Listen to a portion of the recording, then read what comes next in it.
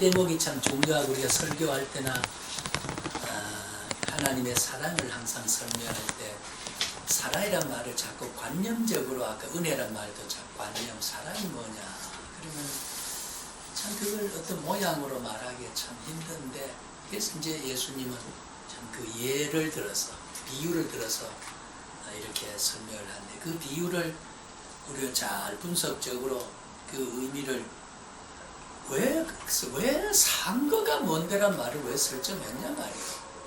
그 상거가 뭔데란 말이에요. 그래서 우리 여기서 제한자와 무한자 아까 말씀한 제한자와 무한한 자의 거리.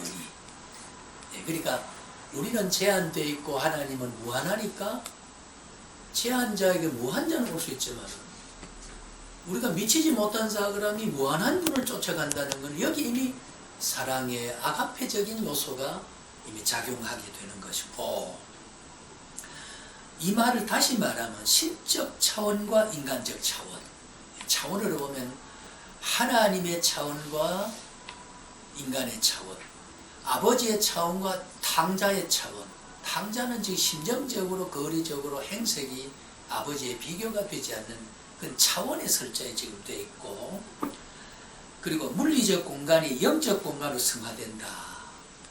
지금 탕자는 아버지와의 어떤 지상의 물리적 공간, 이 자로 될 수 있는 어떤 거리를 이렇게 공간을 말했지만 그것은 바로 하나님이라는 존재와 인간의 영적으로 접근되어 있는 영적 공간으로 지금 설정이 승화를 시키고 있다. 이 물리적 공간은 경험하는 공간이고 하나님과 나와의 영적 공간에 접하게 되는 건 보이지 않으니까 보이는 거리를 설정해가지고 영적으로 우리가 하나님을 지금 뵙는다 하는 영적 공간으로 설정한다는 되게 우리가 여기까지 이 비유를 설명을 안 하기 때문에 하나님의 구체적인 그래서 아까도 다시 돌아가 이야기하면 실제는 탕자의 비유를 말했지만은 사상적으로 의미적으로는 누가복음 15장은 하나님의 사랑의 비유다. 결국은 사랑을 말하고자 한 거지 탕자의 타락과 회개를 말하고자 한 건 아니라고 말이죠. 여기에 이제 그런 정리는 그렇게 해줘야 이 탕자 비유에 대한 본래의 정신을 우리가 이해하게 되는 것이다. 영적 공간으로 그 다음에는 아들보다 아버지가 뛰어가야 할 공간과 거리였다 이것은. 그리고 구원받을 자와 구원할 자의 차원의 설정이다. 그러니까 계시 종교의 위대한 특성은 바로 그거다. 한마디로 말하면 제가 늘 즐겨 쓰는 말 가운데 계시 종교의 특성은 뭐냐? 인간이 하나님의 옷자락을 잡고 있는 것에 만족하는 것. 내가 기도했고 내가 불공 드렸고 내가 좋은 일을 했기 때문에 나는 좋을 것이다. 나는 내세에 극락을 갈 것이다. 라고 하는 사람이 어떤 신을 잡고 있는 관념에서 위안을 받고자 하는 게 이게 일반 종교가 말하는 거고 우리의 종교는 우리 기독교는 사람이 하나님을 잡고 있는 게 아니라 하나님이 인간을 지금 잡고 있다고 하는 거지요. 가장 소중한 것은 내가 하나님 옷자를 잡고 있는 것이 그것도 놓치고 사는 것보다 귀하지만은 그러나 내가 놓치는 순간에라도 하나님이 나를 잡고 있어야 되는 게 이게 우리 기독교다 그 말이에요. 우리가 살다 보면은요 외나무 다리 건널 때 언제 하나님 생각하고 교회 생각하고 외나무 다리 건널 수는 없잖아요. 비바람 폭풍이 치는데 이걸 안 맞는다는 이 긴장과 그런 상황에 적응하다 보니까 그 상황 넘어 다른 상황은 그 상황에 뛰어넘는 동시적으로 떠올리면서 생각을 못 해내는 게 이걸 인간의 제한이라고 말합니다. 이런 제한자가 하나님을 잡고 있을 때만 내가 언제나 내가 복되고 은혜되고 보호를 받고 위로가 된다 그러면 이거는 종교의 가치가 없는 것이다. 문제는 우리 기독교의 위대한 본질은 사람이 잊어버리고 사람은 놓치고 살더라도 까마득하게 잊어버리고 살지라도 하나님은 까마득하게 잊어버린 사람을 하나님은 지켜보고 계신다. 잡고 계신다. 이게 바로 계시적 참. 그러니까 아까 탕자는 지금 아버지를 직별 못하고 기웃거리고 내가 가야만 하느냐, 자기가 객지에 있을 때에 가서 품꾼의 하나를 써달라고 하는 말을 하겠다고 다짐은 했지만 실제 우리 아버지가 호통을 치는지 막대라도 해들고 이놈이 지금 나타나느냐고 호통을 치고 다시 쫓아내버리는지 아무런 보장이 없이 주저거리고 있고, 그 상황을 궁금하고 있을 때 아버지가 미리 멀리 보고 하나님의 차원에서, 인간의 차원, 고향집 아버지의 차원에서, 버림받은 탕자의 차원으로 탕자 앞으로 오는 그 아버지의 사랑, 우리 인간 역사 속으로 하나님이 임재해서 내 곁에 오시는 하나님으로, 이게 이 계시 종교의 위대한 특성이고, 우리 기독교는 그래서 주님이 아까 인자라만 육을 입고 오신 종교라고 하지. 오실 수밖에 없는, 끌어다니 진리로, 우리 로고스로 있으면 진리로 있으면서 능력으로 나 믿어라 우허 에이코 믿어라 이렇게 해버리면 되지만은 그렇게 하지 않고 직접 오셔서 못자국을 만져봐라, 손을 얹고 기도하시고 어루만져 주시고 밥을 잡수시고 잠을 함께 주무시고 무덤에 찾아가서 다시 살게 해주시고, 이렇게 진흙으로 발라서 눈에 발라서 눈이 뜨게 하시고, 구체적인 인간의 제한 차원에서 무한 차원이 오셨다. 이게 이제 우리 기독교 계시. 이 성경을 바로 주님이, 우리가 하나님에 관한 이야기를 적은 게 아니고 사람을 통해서 기록했지만은, 그러나 이 성경은 하나님이 사람을 향해서 말한 것이 성경이지, 사람이 하나님을 향해서 말한 것은, 우리가 저도 쓴 책이 있습니다만 이 책을 쓴 것은 성경에 관해서, 하나님에 관해서, 하나님의 택함받은 은사를 받은 사람이 그걸 기록하는 것은 하나님에 관한 이야기고, 지금 우리도 하나님에 관한 이야기를 할 수 있는 직무를 준 은사를 받은 사람이 우리가 함께 나누고 있다 그 말이죠.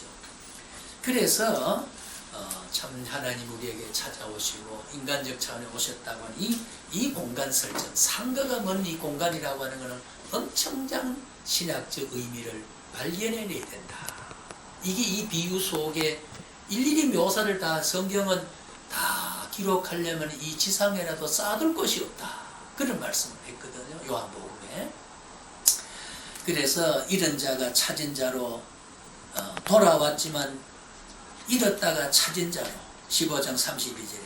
그러니까 여기는 하나님의 능동적 사랑, 아버지여 나를 사랑해 줘, 다시는 내가 그런 일 안 할 테니까, 아버지가 열심히 일할 테니까 나를 영접해달라, 아무런 인간의 소망과 기대와 종교적인 열정과 강구와 어떤 청원을 하지 않았단 말이죠.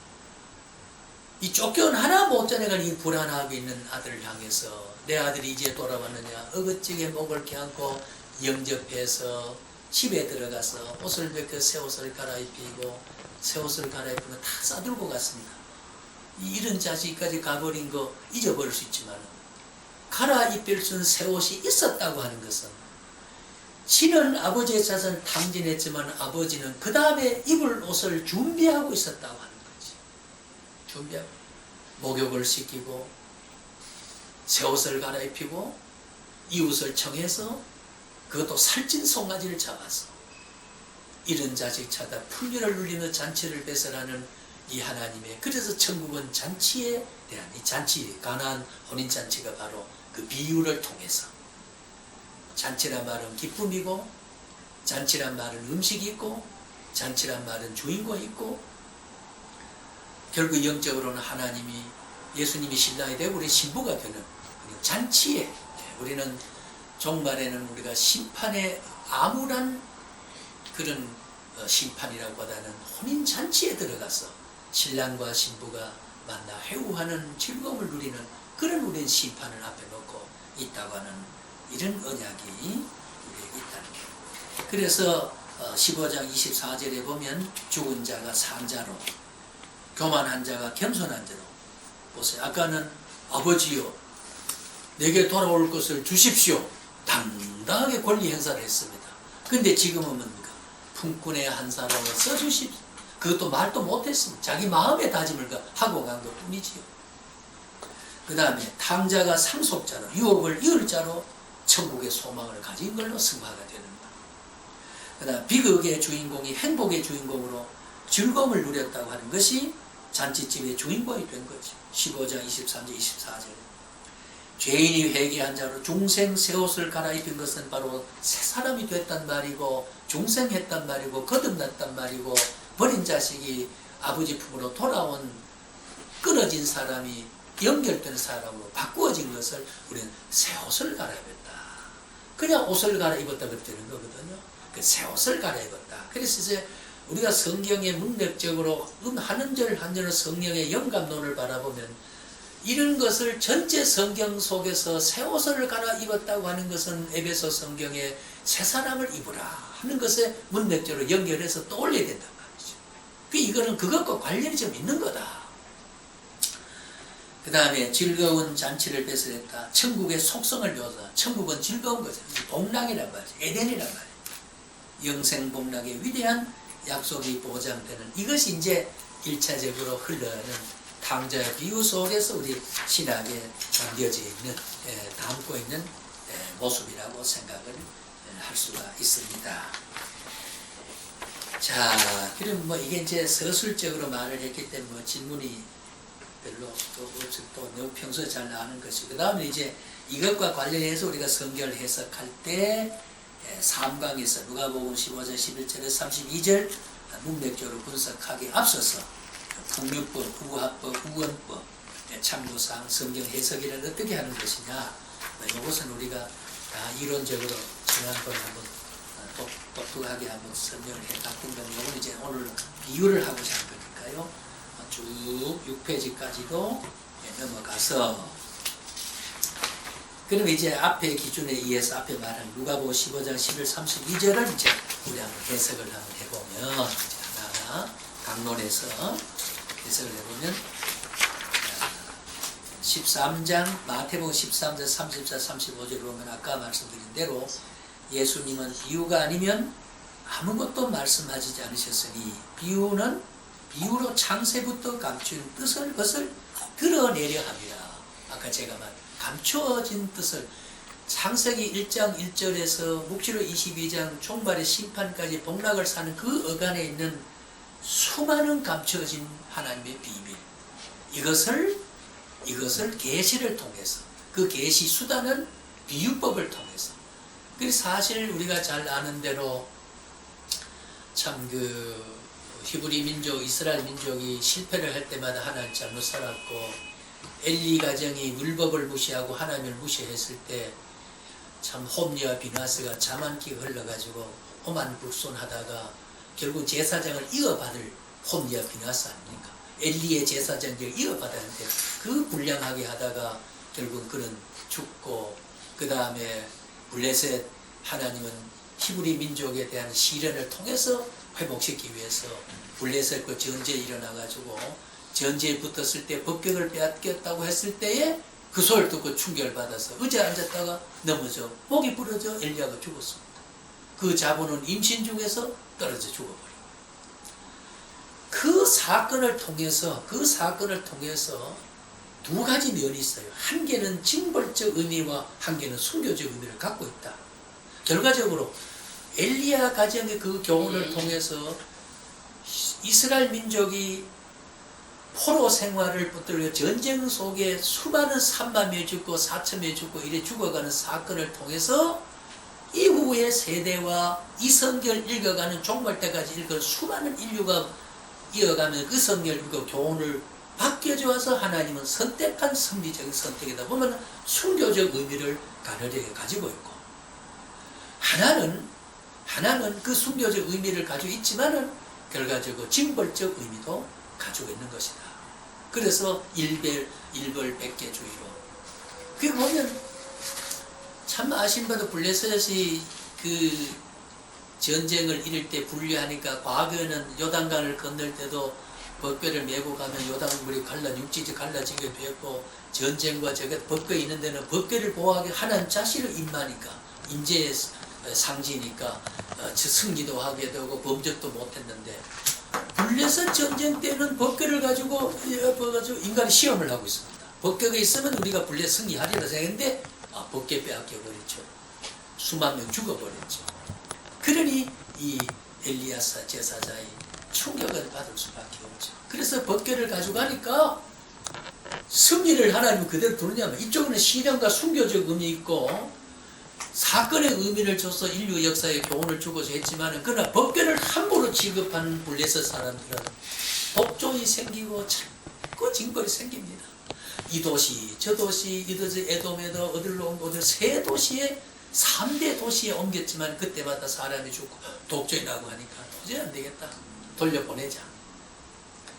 만약에 여호와 하나님이 계시고 이 법궤에 대한 하나님의 신이 역사하는 거라면 우리가 세술에 내고 저 베스메스로 보내서 무사히 가게 되면 이거는 하나님이 분명히 계시고 하나님의 징벌로 우리가 민족이 이렇게 신을 당한다라는 이해하고 아무 그것도 없이 돌아가지 못하고 겹길도 있고 뛰고 그러니까 그들은 저기 줄줄 흐르는 어미소에 저리 불어서 울고 엄마 매 우는 것을 일부러 그런 사람을 그런 소를 메웠어요. 왜?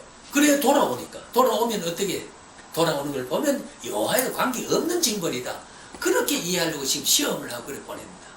아내에 따를까 저 가슴에 눈물을 흘리면서 새끼도 울고 엄마도 울고 보는 사람도 장엄하고 자 이런 사건을 통해서 인류 역사는 그 말 못하는 그래서 우리가 여기 성경에서 의인법이라고 합니다.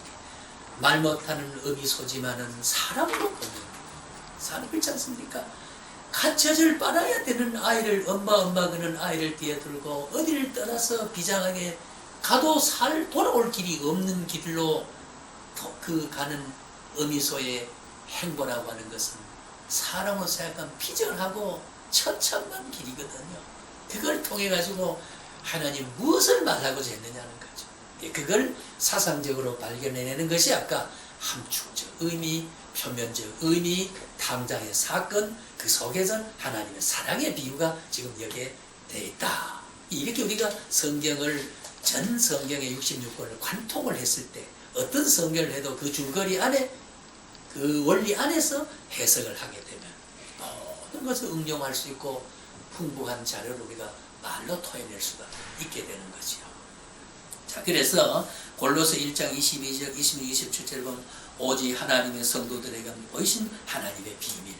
예, 지금 우리에게만 이거 지금 보여주고 있습니다. 우리에게 보여주고 있습니다. 그래서 비유 해석은 창세 전에 감춰진 비밀을 찾아내는 것이다. 그 탕자비에서 오늘 우리가 한마디로 발견해낼 것은 하나님의 사랑을 발견한다. 그 하나님의 사랑은 절대 사랑을 발견한다. 예, 죄를 묻지 않았다. 죄를 묻지 않았다. 이게 우리 절대적, 조건적 사랑이 아니고 절대적 사랑이다. 회개하면 용서한다면 조건적 사랑이죠. 참 하나님의 그 아가페는 절대적인 사랑이에요. 얼마나 존귀한 사랑이고 귀한 사랑이라는 거. 자, 그러면 이 비유의 목적은 아까 말씀이 누가복음 8장 10절 있지만은 천국의 비밀을 아는 것이 너에게는 다 우리에게는 허락됐어요. 그러나 저희에게는 아니하였다. 천국의 비밀을 저희에게 아니하여 했기 때문에 이걸 알게 하자면 이 비밀을 예를 들어 말할 수밖에 없게 된다. 이런 뜻이고 그러므로 내가 저희에게 비유로 말하기는 저희가 보아도 보지 못하며 들어도 듣지 못하며 깨닫지도 못함이니라. 마태복음 그렇게 되어 있거든요. 들어도 이해 못하고 봐도 듣지 못하고 깨닫지 못한 사람에게 알게 하자면 탕자를 설정할 수밖에 없고 탕자의 아버지를 설정할 수밖에 없고 타락의 현상을 설정할 수밖에 없는 것이다. 자, 그것이 이제 쭉 그 밑에 골로새 1장 27절까지의 내용이 그런 내용으로 이제 정리할 수가 있습니다. 이것은 몇 마디를 요게 몇 개 성경이지만 전체 성경 속의 비유의 목적은 이런 것이다. 원리적으로 이제 맞추어 보면 되는 거죠. 지금 여기서 저희에게는 유대인이라고 했죠? 예, 유대인들에게. 그렇죠. 당시에는 유대인들이니까. 예, 유대인들에게. 그리고 우리가 오늘날은 이방인이 되는 거죠. 우리는 양자가 됐지만 적자같이 취급하는 사람이 되어버리고 참남 이제 적붙인 바가 되었고 그 외에 이제 이방인들에게는 이 비유를 통해서 하나님을 알려줘야 된다. 이방인에게 알려줘서 하나님의 사랑으로 돌아오게 해야 된다. 이거죠. 자, 그러면은 잠시 우리가 성경에서 비유의 현황을 보면요, 신구약 성경에 250개의 비유가 있습니다. 엄청나지요? 250개의 비유가 있어요.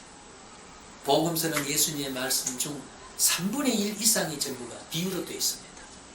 예, 비유가 아니면 내가 할 말이 없다. 네, 그건 참고이고요. 그러면 구약에 널리 알려진 대표적 비유를 보면요, 예, 구약에 나오는 비유는 이야기식 비유가 있고, 그 전쟁 사건이든지 뭐 이런 게 전부 아까 제가 막 블레셋과 싸움하고 블레셋도 어떤 데 이겼거든요. 아멜렉하고도 이겼어요. 그런데 또 지게도 하고.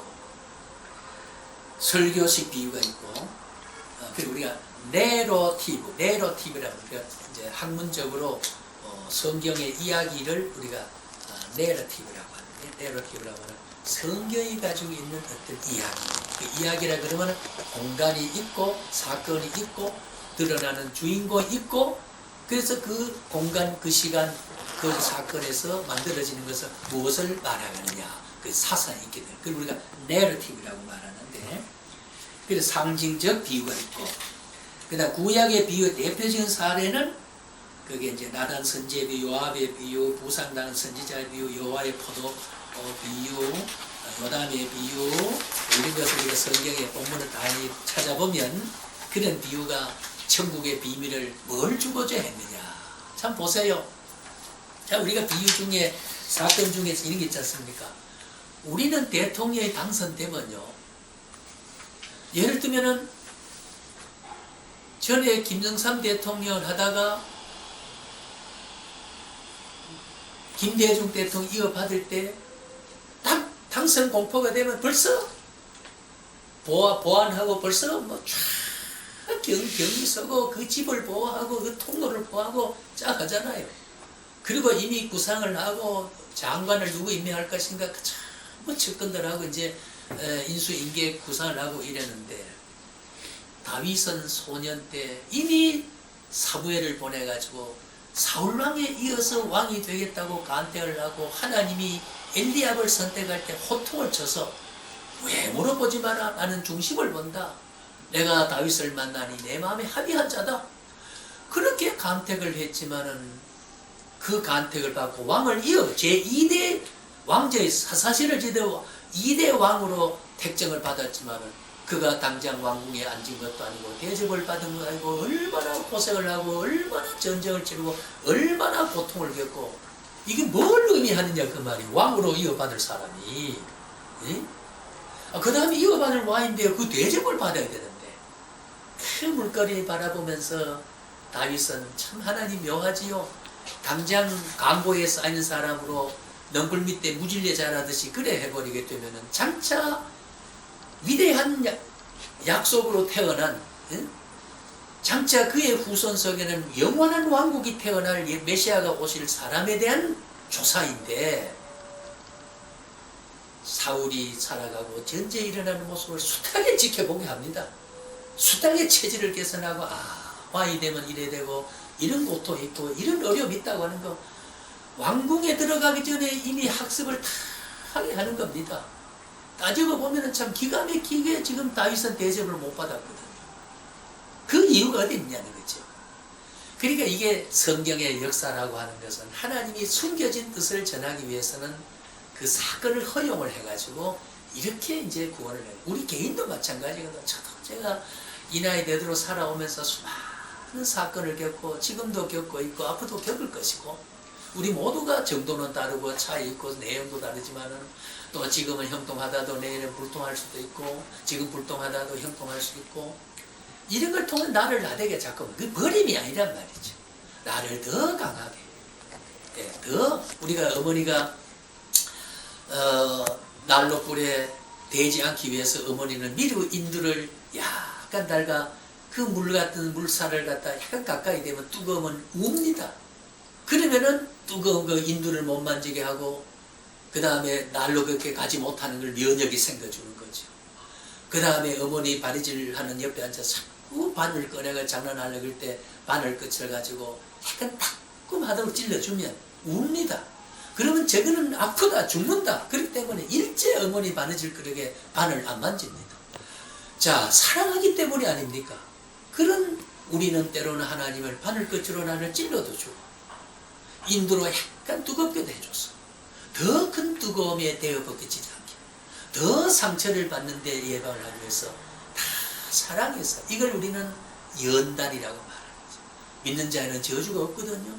연단이 있을 뿐이죠. 연단이라는 건 너를 더 강한 사람을 만들기 위해서 하나님은 그렇게 해주고 있는 것이다.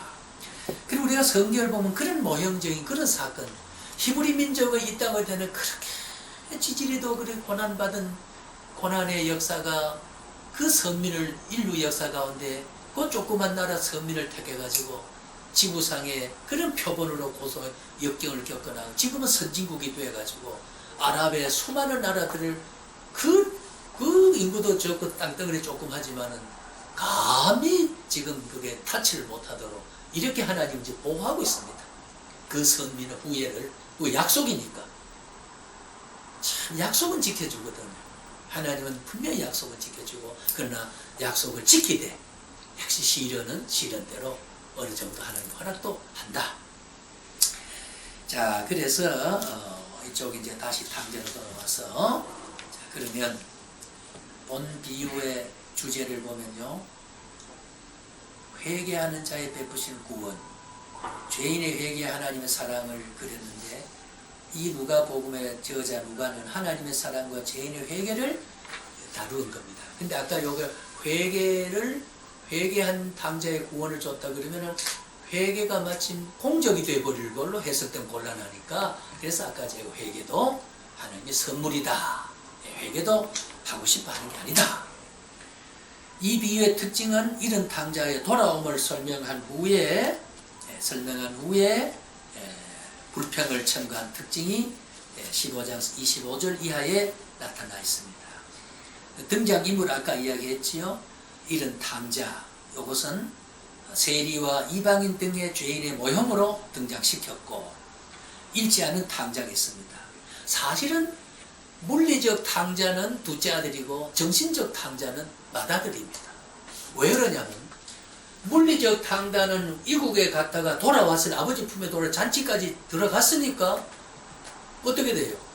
물리적으로 돌아왔으니까 하나님이 물리적으로 돌아왔단 말이에요. 그러나 실제 아버지 품에 늘 있었고 닭 한 마리 잡아주지 않고 친구가 즐기라고 하지 않았던 그런 아버지로 불평했던 것은 자기 사랑하는 동생이 돌아왔는데도 즐겨서 뛰어들어가서 아우를 만나야 되고 즐거움에 동참을 해야 되는데 불만하고 즐거움에 동참 못했습니다. 얼마나 정신적으로 영적인 타락이 되어 있느냐 말이에요. 그래서 영적 타락은 맏아들이고 물리적 타락은 윤리적 타락은 둘째 아들이다. 진정한 타락은 우리가 잃은 겁니다. 우리가 물리적으로 뭐 도덕적으로 좀 잘못한 거 그거는 문제가 큰 문제가 아니고 영적으로 지금 교회를 피그로 교회를 아무렇게 생각하고 함부로 어떤 주의 종들을 욕을 막 퍼버리고 돌아서 궁시렁 거리고 다 은혜 수단이 무너지는 겁니다.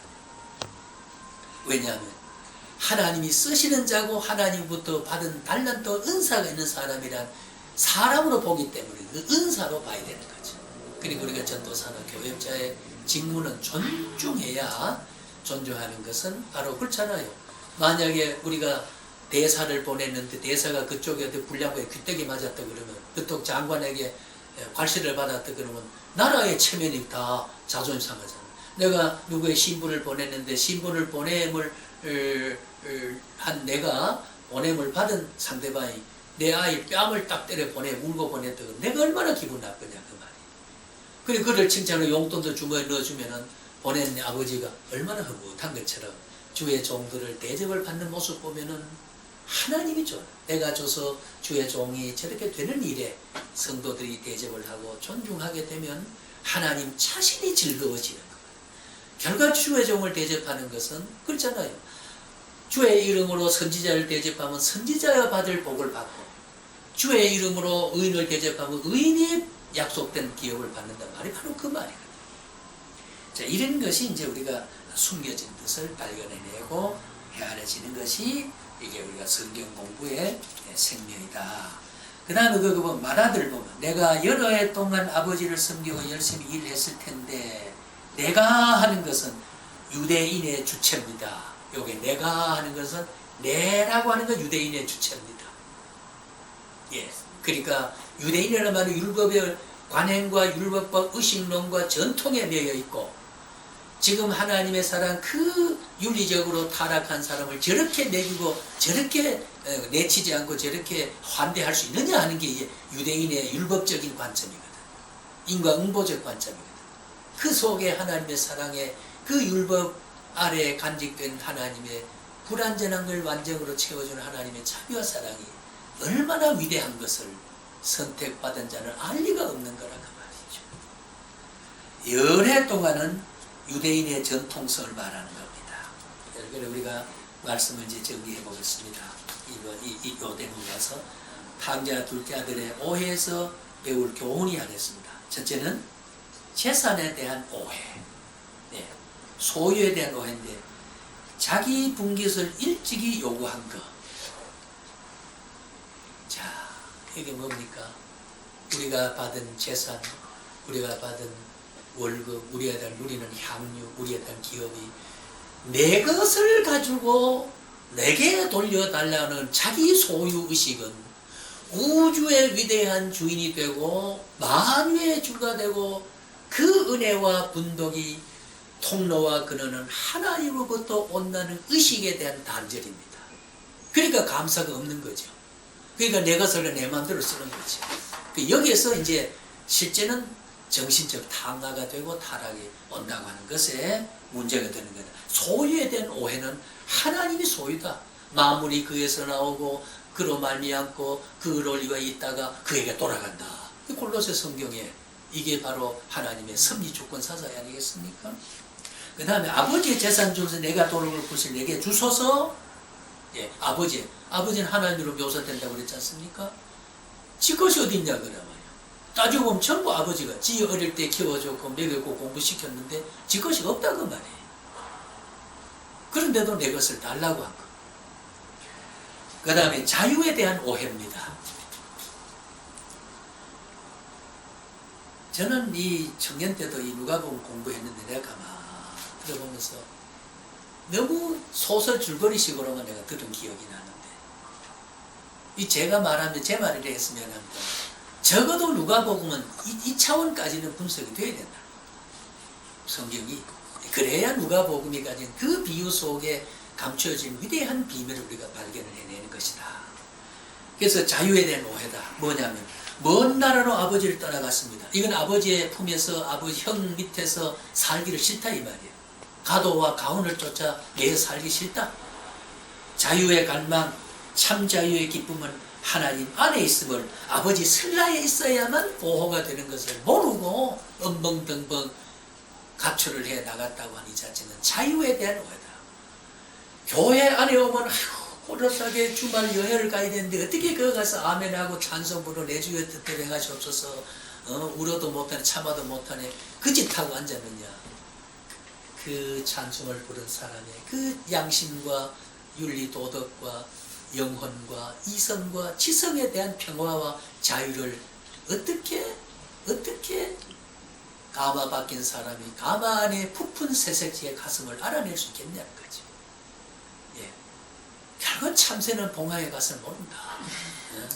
우리의 이 비밀을 모르기 때문에 당자는 아버지 곁을 떠나는 걸로 자유가 누리는 걸로 했으니까, 그 자유의 진정한 자유의 보장이 우리가 하나님의 보호 가운데 진정한 자유가 있고 의지와 노력과 학력과 지적 수단과 삶의 처세 방법 통해서 내 자유가 내 상에 보장되는 게 아니고, 나는 미치지 못하고 입이 돈 한 자고 능력이 없고 직장을 못 가지더라도 무에서 유를 창조하고 엘리야를 먹여 살리던 그 하나님의 보호가 내게 있다는, 하나님의 속한 데서 내 자유를 누리는 이런 영적인 자유가 이 탕자는 그 자유에 대한 이해를, 이게 타락한 자유, 선택하지 못한 자유, 하나님의 성령에 대한 조명을 받지 못한 단계는 이 자유의 세계와 가치를 이렇게 인정하고 한다는 거지. 그래서 우리는 이 자유에 대한 오해를 말해라. 진정한 자유는 진리를 알지니 진리가 너희를 자유케 한다. 그리고 촉바는 소리 바는 소리 하는 것도 진리를 알지니 진리, 진정한 자유는 아닌 건 아니라고 말할 수 있는 자유까지를 보장하고 그 정의감이 있는 것이 진정한 자유다. 진리의 사랑은 바로 그런 것이다. 그럼 이제 두 아들 말씀을 맺겠습니다. 자, 그게 이제 둘째 아들에 대한 자을 배울 점이고, 두 아들을 비교해보면 둘째 아들은요, 잃었던 아들을 찾은 기쁨, 그는 유대인을 제외한 이방인의 구원의 뜻을 말합니다. 그러니까 맏아들은 유대인의 전통적 유대인을 모형으로 설정하고, 이방으로 떠나서 이역말리 방탕했던 아들은 이방인이 유대인으로 다시 선민으로 돌아오는 것. 예. 또 맏아들을 보면요, 맏아들 성경의 근거를 가지고 둘째와 대조적으로 맏아들의 냉혹한 태도는 그렇잖아요. 아니 수년 동안 나간 아들이 동생이라면요, 형 그 보육의 정을 가지고 쫓아가서 얘가 왔어 그러고 가야 되잖아요. 냉혹한 그런 의지적으로 태도는 유대인의 적시. 유대인은 율법을 가지고 아웅 하고 율법을 지켜내자. 응? 교회 가는 거리가 7km 넘으면은 7km 안에는 저거 하지만은 그 거리를 측정해가지고 교회 성전을 가게 되고요. 하나 그렇지 않습니까? 예수님 당시에도 보면요, 누가복음에 보면요, 박하와 해양과 근처는 이 11조를 드렸는데 인자와 신을 재버렸다. 유대인은 박하라고 하는 것은 여러분 그 포를 날거든. 향료의 자료이기 때문에 아주 그게 뭐 0.몇 g도 그 무게를 정확하게 달아서 하나님 11조를 합니다. 그렇게 칼로 손톱 썰듯이 11조를 하면서도 그 11조를 하는 마음과 11조를 집행하는 창고에 모아놓은 그 집행 안 되는 어진 삶을 못 살고 어진 베풀지 못하고 신을 저버리고, 그리고 예수님은 이것도 행하고 저것도 하라. 그 11조를 두드러낸 11조의 정금은 헌금의 정신이 거기 있다. 어떤 사람 자꾸 교회 지으려고 축적해놓은 교회 밖에 얻으러 오는 거지를 외면해버리는 거. 예, 창고에 모아드린 거 좋지만은 그보다 더 중요한 것은 그 건물 새로 지어가지고 저 영혼이 회개하고 돌아올 공간을 그 전에 이미 주춧돌 놓기 전에 그 사람 죽을 수도 있다.